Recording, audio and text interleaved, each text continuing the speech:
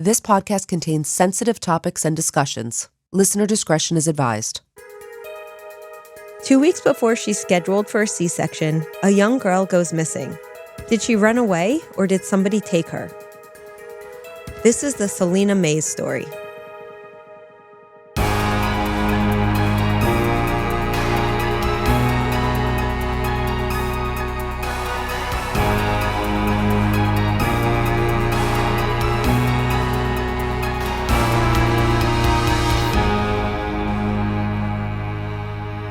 Good afternoon, Meghan. Oh, good afternoon, Amy. How's the summer treating you? I mean, it's the beginning of the summer, really. It's not even summer hasn't hit. It's just our summer break. That's true. I'm excited for our camping trip in a few weeks. Looking forward to that. Actually, James and I are just searching for a tent right now. Oh, good. Make sure you get one that could sleep 4.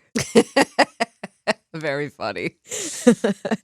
Meghan, today's suggestion came from a friend of mine who is a listener of this podcast. So I must give a little shout out to Conchetta for alerting me to this case. Meghan, you would absolutely love her. She's hilarious. She's a real spitfire. You have to meet her one time. Anytime. You know I'm down.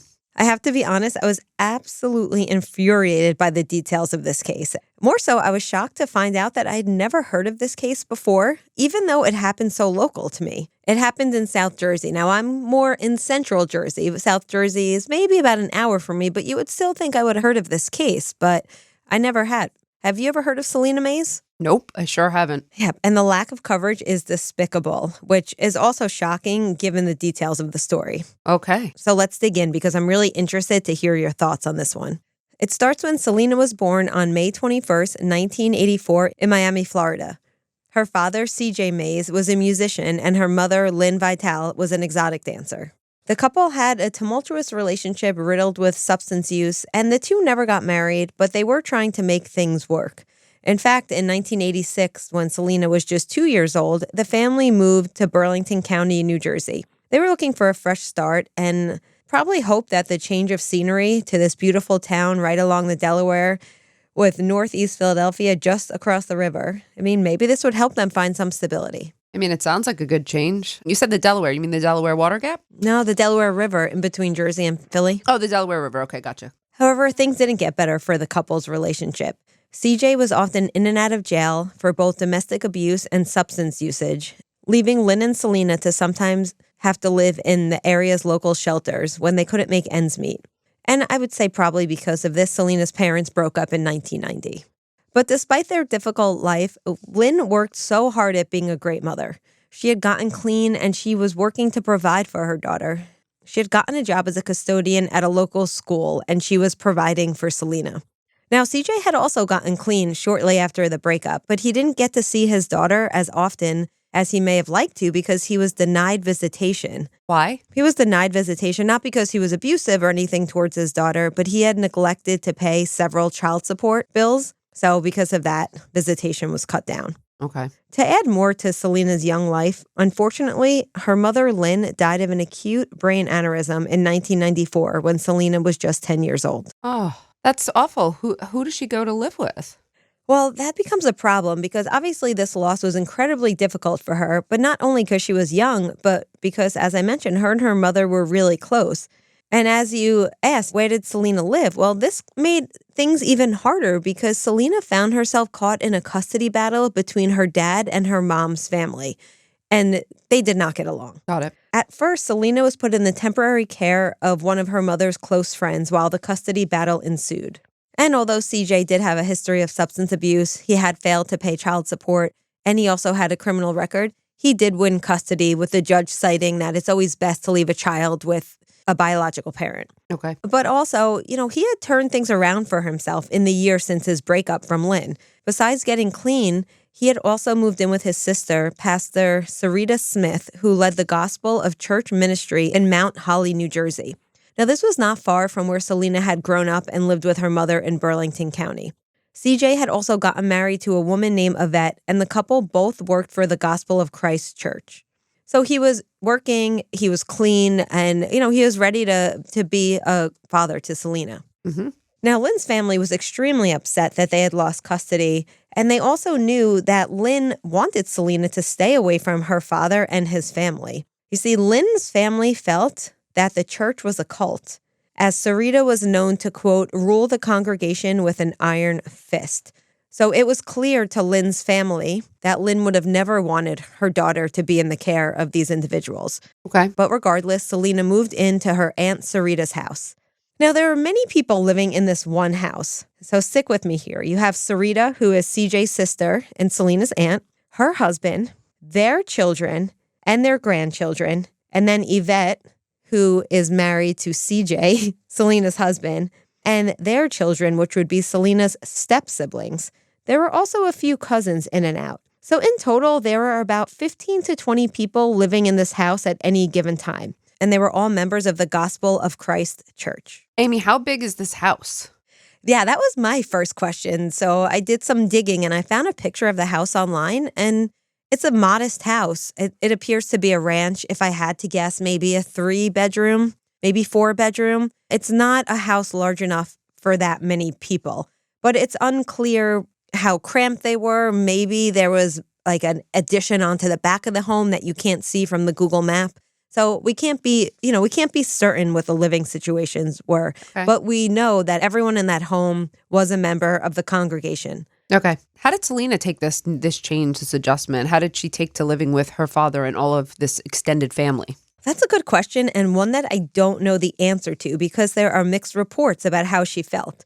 Now, Lynn's family says she was very unhappy and she did not like the strict religion in the home or the fact that she wasn't allowed to socialize with kids outside of the church. And this included school because she, along with the rest of the congregation who lived in a few homes nearby, they were all homeschooled by other members of the Gospel of Church, and they were not permitted to socialize with others. There are some reports that say that there were a couple of occasions when the children were allowed to go to a local roller rink, but this seemed rare. So for the most part, they were a pretty insular group. And then something else happens to Celina in the late summer of 1996. It became known to those in the home and those in the church that 12-year-old Celina was pregnant. In fact, she was 4 months pregnant, indicating that she had conceived when she was just 11 years old. Oh my gosh. How? Yeah, Meghan, I think everyone was shocked. How does an 11-year-old child end up pregnant? So our shock is probably different than the shock that came from the church and those around Celina, because their shock centered around Celina's virtue as opposed to the horrific nature and the criminal nature of the situation. Sarita felt that Celina had betrayed the church by becoming pregnant and also felt that Celina couldn't have been raped because she had hidden the pregnancy for 4 months.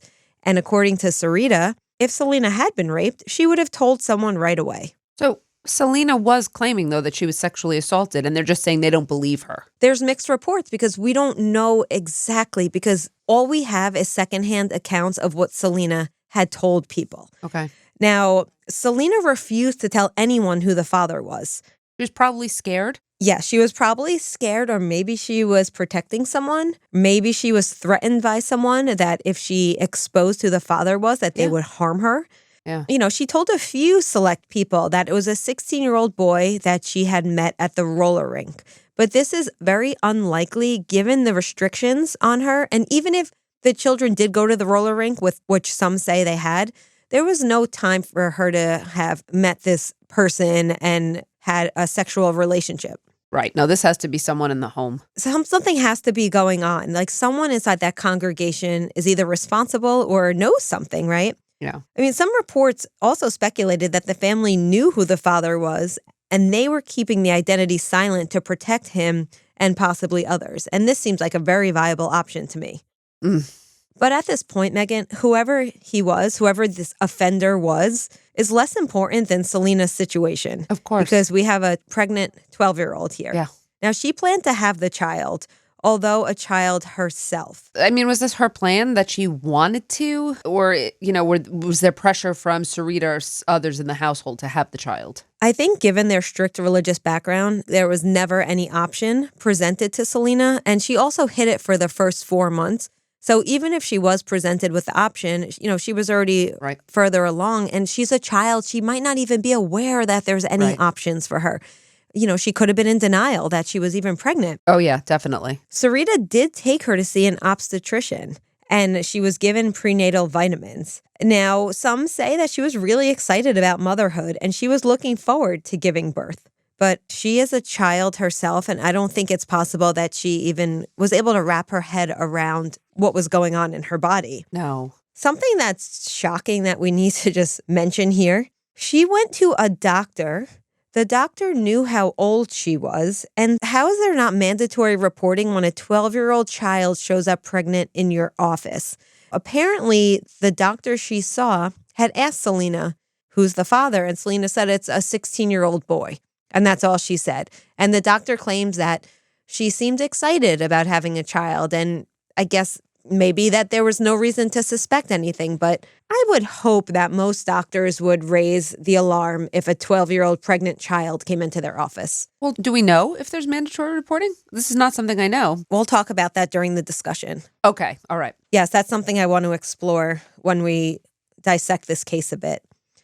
Whether or not Celina wanted to have a baby, I don't know. Maybe she did. Maybe she didn't. I would imagine, again, that she felt like she had no other options due to the staunch religious beliefs of the family. So maybe for her, it just made life easier to pretend like she was happy about this because she knew she didn't have a choice. But just 2 weeks before her due date, Celina disappeared. Oh, boy. The night of December 16th, 1996 was typical for the household.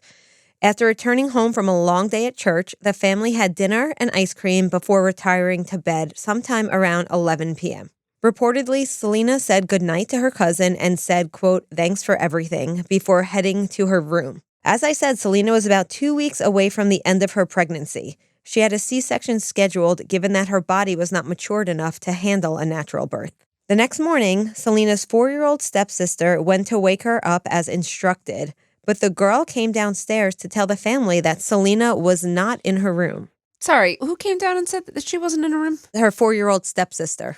Even though she probably shares a room with tons of people. Okay. That's a very good point because given the size of the home and given how many people live there, you would think that she had to share a room with someone. But from all the reports, it makes it sound as though she had her own room, which seems very strange. So I'm not really sure. But if this child did go missing in the middle of the night, you would think if she had other people in the room, someone would have heard something. This is a house full of 12 to 15 people. I find it very hard to believe no one in the house would know if she went missing. But okay, I'm just stating that. Yeah, and Celina's bed had been arranged to look like someone had been sleeping in it. So, you know, like the age-old trick where you stuff pillows under the bed to make it look like you're under there and you sneak out. Now, this is according to the family. The family reports that Celina was not there when they woke up and that pillows were arranged under her bed. But everything in the room seemed to be in place. Her pocketbook with cash was there, her prenatal vitamins, which she always made sure to take, and her beloved CD player were all in her room just where she had left them. The only thing anyone could find missing was Celina's red coat. So where could this child have gone? Of course, she didn't drive, and she was 8 months pregnant. And it was December. It was cold and snowy. She could not have gotten too far on her own. This is really alarming. Did the family report her missing immediately? Are they calling 911? I mean, you have an 8-month pregnant child missing. Meghan, CJ, her father, did not report her missing until the next day. He told police that he felt like his daughter had planned her disappearance because she was afraid of a blood test after the baby was born.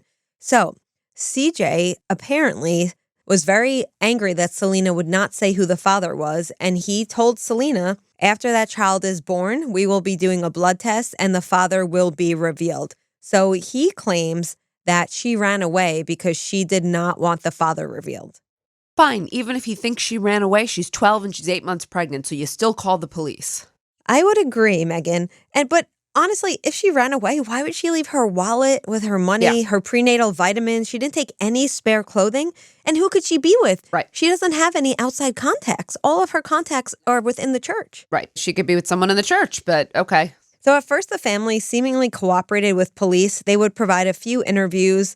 Although, Meghan, they refused a search of the house. And get this, a search warrant was denied by a judge, citing that the Mays family was the victim in the case and not the suspect. Get out of here. Have you ever heard of that? No, that's not standard at all. That doesn't make any sense to me. There would definitely be a search. They always start with the people who know you best, and they would have been granted a search. The family should have granted a search. This is all wrong. In fact, the whole family and the church congregation became uncooperative because police had asked them to take polygraphs and they refused, and then they kind of just stopped talking. And I think this is partially because the church itself was coming under scrutiny as the investigation of Celina's disappearance unfolded.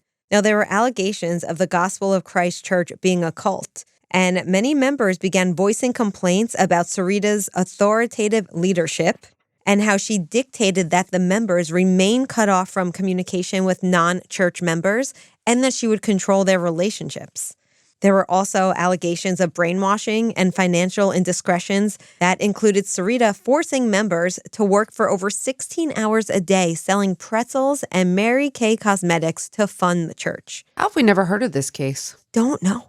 But although Sarita was under some heavy scrutiny about her church, and tips started coming in about the church and its operation, none of this led to any information on the missing child who was just days away from giving birth.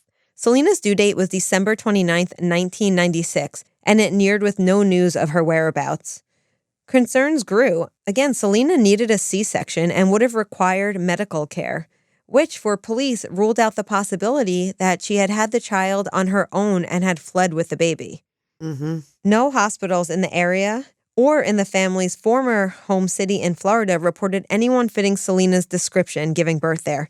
And again, she was so young that I think it would have been fairly easy to track her down had she sought out medical help. Yeah, I think so. Remember I mentioned that CJ and Lynn's family did not like each other? Well, members of Celina's maternal family, which is Lynn's family, they suspected that CJ's family had something to do with her disappearance. But CJ and his family believed that Celina had been taken back to Florida by her mother's family. Now, this was totally unfounded because police checked on this tip and they were able to very quickly rule this out as there was absolutely no evidence that she had even been in contact with anyone in her mother's family anytime within, the months leading up to her disappearance. Because how would she even have contact with them that closely monitored in a house of 15 people, not having access to communication, Yeah, and there's no cell phones, there's no burner phones at this point. Right. Sarita also floated the idea that possibly a disgruntled member of the congregation may have taken Celina. I mean, this motive remained unfounded in the investigation and seemed unlikely, but it is curious that Sarita brought up this possibility. I don't think this looks good for Sarita, but okay. It's going to look a little worse. Okay. On the 1-year anniversary of Celina's disappearance, CJ publicly said that, quote, "She was a strong girl who just wanted to leave. The church didn't have anything to do with this. I want my daughter to be happy. I want her to come back, but if she is big and grown, I am behind her, whatever decision she makes." But just like to point out, he is saying this about a 13-year-old girl who, if she had successfully given birth, would have a 1-year-old child.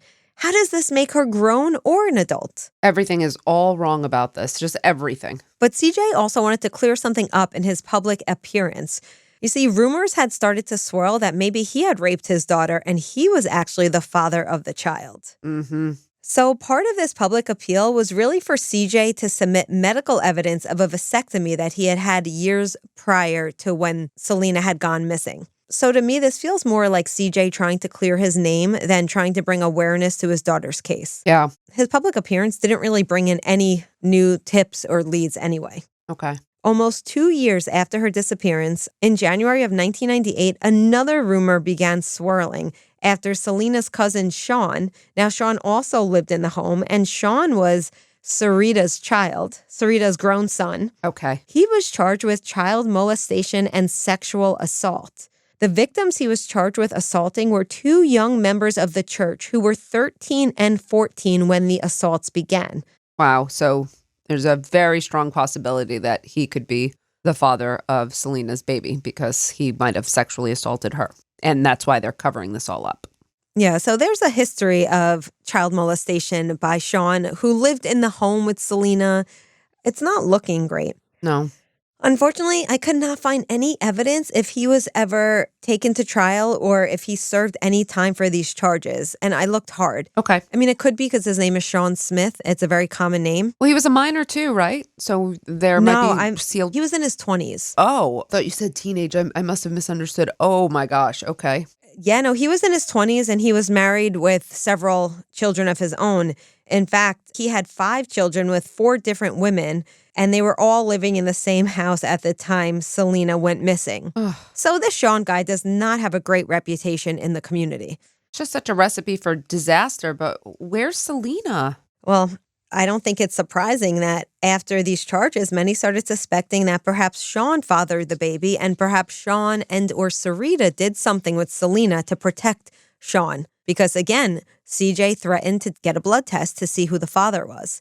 Oh, gosh. Now, Sean denied that he had fathered Celina's child, and he was interviewed several times by the police. And while there was a lot of speculation that perhaps Sarita was covering something up for her son, investigators never had enough evidence to officially implicate Sean for anything. And Celina remained missing, and the case went cold. There was very little movement in the case over the years. In December of 2002, there was a tip sent to investigators of somebody seeing a woman who resembled Celina, who was caught on CCTV. But unfortunately, they were never able to find the woman's identity, and it turned out to be a dead end anyway. When was that, Amy? 2002. And when did she go missing? 95. In 2002. Are you going to tell me this is an unsolved case? Unfortunately, to this day, Celina and the child that she gave birth to are still missing. But investigators haven't given up hope. In 2021, they put out the following statement, quote, "In 1996, we had limited resources to communicate with the public and acquire details regarding missing persons. Social media has evolved greatly, and we can now reach a wide variety of people quickly through many platforms. We are using social media to distribute information about Celina to raise awareness of her case. We are hopeful that social media will be a beneficial tool in finding new information about the disappearance of Celina Mays." Now, the department reported that they had been working with the National Center for Missing and Exploited Children since 1996 to find Celina. Now, Celina would be almost 40 years old, and her child would be around age 27. This is unbelievable. I did not know this. You were going in this direction. Ugh, okay. Yeah, and, over the years, the case had been passed to a handful of officers as a result of retirements and just general turnover. But officials say that throughout the years, it still remains very active, and they are committed to finding out what happened to Celina and her baby. Now, there are no known leads, and some people involved are now deceased, such as Celina's father, CJ, who died in 2019. And many others are just simply off the map. There are very few leads to follow. Is Sarita still alive? I do believe Sarita is still alive. The church is no longer in operation, as far as I know. Okay. She's pretty much under the radar. The only other renewed interest, just last year in September of 2022, the case was featured on an episode of In Pursuit with John Walsh. Oh, yeah. This was hoping to garner new leads, but as far as I know, they haven't released publicly if any new tips have come out of this show. So I want to hear your theories, but before I let you go with your theories, I'm going to just tell you what I'm thinking. Okay. I think it's very unlikely that she left on her own accord. Although she wasn't happy and she probably wanted to leave her situation, she has very little, I would go as far as say had no means, and she was just a child herself. Furthermore, she would have needed medical assistance to have her child, and as I said, there is no record of her seeking such help. Is it possible that she went to some sort of underground doctor? I guess it's possible. And if that's the case, then I think it's possible that Celina and her baby are alive and well. But unfortunately, so much time has passed with absolutely no evidence of her or her baby's existence. And unfortunately, because of that, along with the fact that she did have a little bit of inheritance that was left to her from her mother that she would have been able to access at the age of 19, and that money has never been touched. And I believe if Celina was alive, she probably would have claimed this money. What do you think could have happened here? I mean, some people say maybe she died by suicide, but I'm not sure that I think her body would have turned up. I think someone would have seen something. First of all, I think I'm very frustrated at the end of this, and I understand why you were as well. Second of all, I would love to hope, of all hope to me, would be that she did somehow secretly get in touch with her mother's side of her family, and they squirreled her away somewhere. They hid her, they protected her, they sheltered her and her child, and gave her a new hope. That would be my hope. I don't think that's a reality, unfortunately, but I sincerely hope that I'm wrong in this case. I think in the reality here, what happened was that someone very close to home sexually assaulted this child, impregnated her, and once it was going to be revealed who the identity was, knew that this was going to be a problem.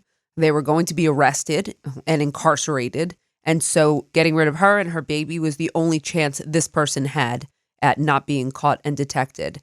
And I would very well bet that this person was aided by someone else very close to home as well. And that would be my best guess. I think the hope here is that it's not too late to get answers because there is no statute of limitations for sexual assault in New Jersey. So even if alive, the father could still be charged because clearly this person had an incentive. So if there is some way that this case can be solved. Amy, there's no statute of limitations on homicide. So if the person, who's the father is involved in the homicide as well, we're talking about both crimes. No, I know, but let's assume that it wasn't the father of the child. I see. So if, let's say Celina did leave on her own accord and she turns up and the baby turns up. Okay. It's not too late. So in the criminal justice system, a statute of limitations is a deadline on the amount of time that the prosecution or the state have to file charges. And if they fail to bring charges within the designated time period,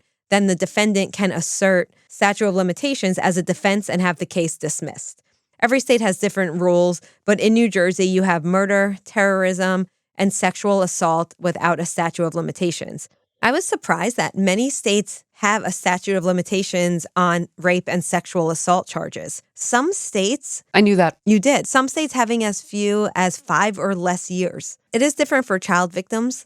A lot of states will make the exception that if it is a case that involves a child, but the states that have a statute of limitations, most of them are between 5 and 10 years for sexual assault. Yep. I understand the statute of limitations on sexual assault, but we also don't know the age of the father, which would come into play as well. Because if it is someone who is under, 18 or 16, then there is no culpability in terms of for sexual assault, correct? Yes, I'm glad you brought that up because this is statutory rape. No matter what, a child cannot consent. Every state has a different age of consent. In New Jersey, it's currently 16. At the time of Celina's pregnancy, I'm not positive that was the age, but it was somewhere around that. But basically, the point is that an individual is legally incapable of consenting if they are under the age of consent. So statutory rape is what's considered a strict liability offense. So we talk about this in my class all the time because we talk how you need 2 elements, the mens rea and the actus reus. Strict liability means even if you lack the mens rea, meaning that if you didn't have the intent, if you didn't know that the child was a child or a minor, you will still be charged under statutory rape. But at what age? What if the father of the baby is 14? So some states have what's called Romeo and Juliet laws. These reduce or eliminate the penalty if the age difference is slight. Now, what does slight mean? It depends on the state. Mm-hmm. And so we're talking about if you have a 14-year-old having sex with a 16-year-old, the laws say, okay, so they've recognized that the 16-year-old is not as culpable as a 25-year-old. Right. Right. So there's going to be these reduced culpabilities, but it also depends on if both were able to give legal consent, would they have consented? So in other words, if you have a 14-year-old and a 16-year-old, they have to both say they consented before Romeo and Juliet laws can be applied. So you're saying in some states it's okay for underage kids basically to consent and there's not going to be legal consequences, but in other states there could be consequences? Yes. But again, if you have 2 people under the age of consent, they both have to say that there was consent. Okay. So if the 14-year-old says, no, the 16-year-old raped me, then no, the laws don't apply. So both parties have to say, no, it was consensual. Well, that makes sense anyway, given sexual assault. Both parties have to consent, but okay, noted. Well, no, but in statutory rape, it doesn't matter if a child consents or not. Got it. They can't consent, right? Okay. So you asked before about mandatory reporting. Yeah. Because I think that's one of the biggest issues in this case, because it seems to me that this whole tragic situation could have been avoided if only that doctor called the authorities and said, I have a 12-year-old pregnant girl in my office. I mean, I asked you about it, but I think I know the answer. I think it's discretionary. Healthcare workers and, healthcare medical personnel, doctors, they are mandatory reporters. But I don't think they have to mandatorily report every underage pregnancy if they don't suspect outright abuse. Well, in New Jersey, Any person who has who has reasonable cause to believe that a child has been subjected to abuse has to report it. To me, if you're under the age of consent, that's considered statutory rape, which then means you're the victim of abuse. Unless, as the doctor said, she seemed excited about her pregnancy. She was saying it's a teenage boy. I agree with you. I would err on the side of caution, but I do see that there is some discretion. But I tend to agree with you that I would err on the side of caution in this case when you're talking about a child like this. Yep. And we can't blame any one person for this tragedy, but I truly believe that if that doctor had reported it, then we wouldn't be talking about this case today. So it's really tragic when something seems so avoidable. Meghan, what further complicates this is we want to be able to protect children who get pregnant, and we don't want children to terminate pregnancies themselves. So if doctors have mandatory reporting, then that means that teenagers who are pregnant may not seek medical assistance because they don't want their parents or others knowing about the pregnancy. So I can see both sides of it. Yeah, no, definitely. This is not a straightforward issue for sure. No. The doctor that saw Celina was Sarita's doctor, and the family didn't have insurance, so they would pay cash. So maybe they had some sort of agreement to keep things quiet. Oh, I don't know. It just... Yeah. Had you told me that before, that he was Sarita's doctor, I would feel very differently about this. There's an incentive here. You know, I would not want to accuse someone here of anything, but there's certainly an incentive, and that changes the landscape a little bit for me as well. The reason I didn't focus on it is because sometimes it's hard to know what is just gossip and what is true. Right. There were some reports of some people saying that this doctor was Sarita's doctor, but I didn't see any official documents that corroborate that. Okay, got it. So I know you just did not long ago, you did your book club with Daniela on the book Uncultured. Sure did. And I don't know about you, but as I'm reading this case, I can't help but see similar themes to Daniela's episode. Yeah, I can certainly see the themes when we're talking about insulated members protecting each other, possible sexual assaults. There's some similar themes here. Even how Sarita would force them to fundraise for 16 hours a day. That sounds very familiar. Yes. Yes, it does. And then the other theory that gets floated around is, did members of the church do something to harm Celina? Maybe they were ashamed of her and trying to cover something up. But if that was the case, why would they have taken her to the doctor? I do believe it could be members of the church, but I don't believe it was outside members. I believe they were much closer to the home. So potentially, I tried to see if the doctor was a member of the congregation, and I could not find that information. But I guess it is possible that the doctor was in cahoots with the congregation. Anything's possible in this case, I seem, but I would not lay blame at necessarily the doctor's feet right now. I don't know enough about him. I would simply say that there is someone who assaulted this girl who couldn't have it getting out there. Although it doesn't seem probable that Celina and her baby are still alive, there is always the possibility that she changed her name and her child are living. We've heard of cases where people go missing and reemerge decades later. So, I think there is reason for the family and for her loved ones to hold out hope. And that's what I'm hoping for. Before we get to action items, I just want to mention something I found while researching this case that I think everyone needs to check out. You recall Soul Asylum's 1993 song, Runaway Train? Of course. Yes.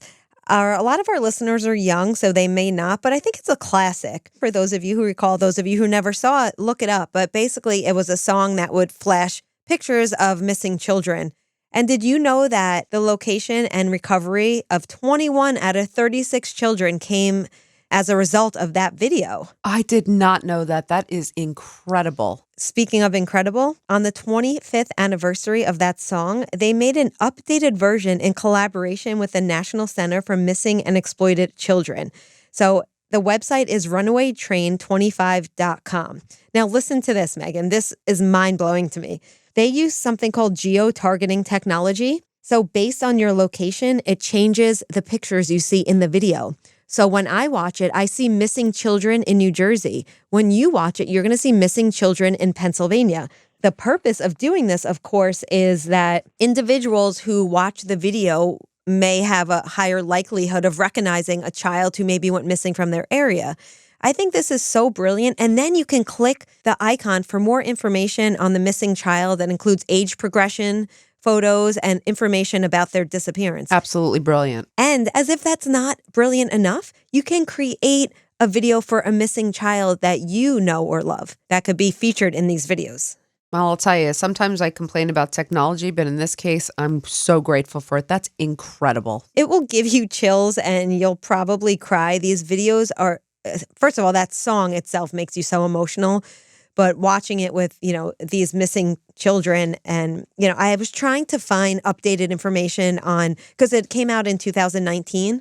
So I was trying to see if I could find information on how many additional children were recovered from the updated videos, but I haven't found that information. But I urge everyone to check it out. And in addition, if you have any information about Celina Mays, please contact the National Center for Missing and Exploited Children 24 hours a day, 7 days a week. 1-800-THE-LOST. 1-800-843-5678. You can also view photos of Celina when she went missing and age progression photos as well on the National Center for Missing and Exploited Children's website.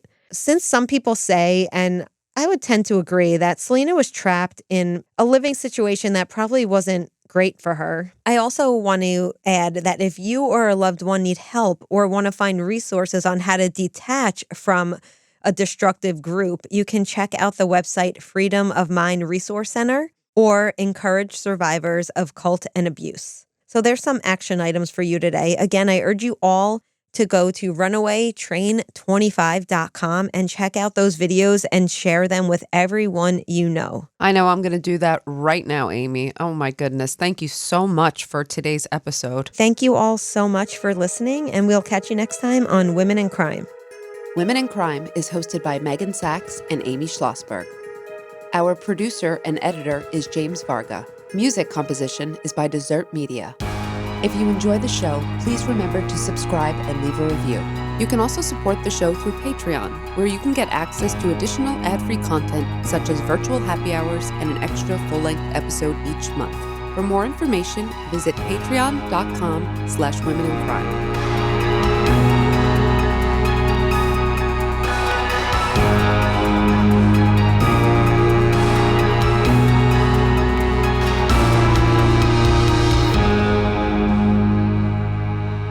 Sources for today's episode include the Trenton Times, aspe.hhs.gov, the Philly Voice, the Charley Project, the Burlington County Times, childfindofamerica.org, and the National Center for Missing and Exploited Children.